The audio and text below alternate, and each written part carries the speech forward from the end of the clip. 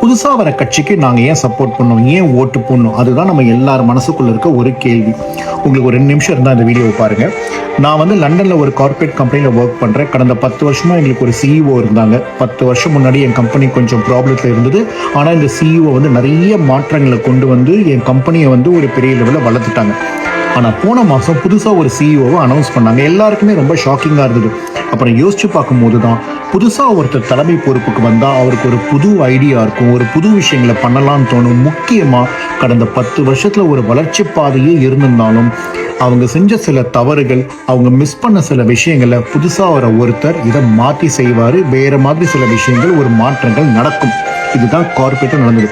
இது ஏன் நம்ம தமிழ்நாட்டுக்கு எடுத்துக்கிட்டா சரி, திமுக 10 வருஷத்துக்கு மேல ஆட்சி செஞ்சுட்டாங்க, அதிமுகவும் 10 வருஷத்துக்கு மேல ஆட்சி செஞ்சுட்டாங்க. அவங்க 2 பேருமே மாறி மாறி தமிழ்நாட்டுக்கு எவ்வளவு நல்லது செஞ்சு இருந்தாலும் அவங்க இத்தனை வருஷத்துல எத்தனையோ விஷயங்களை மிஸ் பண்ணிருக்கலாம்.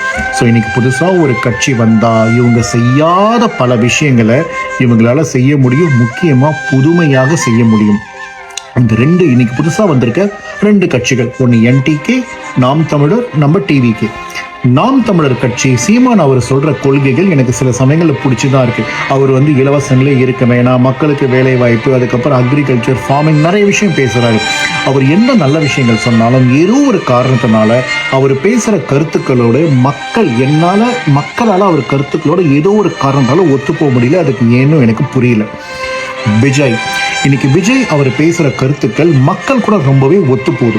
அது மட்டும் இல்லாம விஜய் நினைச்சிருந்தா அவருக்கு வந்து 700 கோடி விட கம்மியா சொத்து இருக்குன்னு சொல்லிட்டு ஒரு அண்டர்பிளே பண்ணிருக்கலாம்.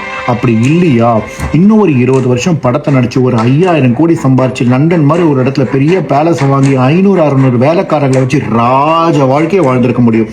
இது 2மே பண்ணாம இன்னைக்கு அவர் ஒரு நிலைமையில் இருக்கிறதுக்கான காரணம் தன்னை வாழ வைத்த நெஞ்சங்களான தமிழக மக்களுக்கு ஏதோ ஒரு நல்லது செய்யணும்னு முன்னாடி வந்திருக்காரு பாருங்க.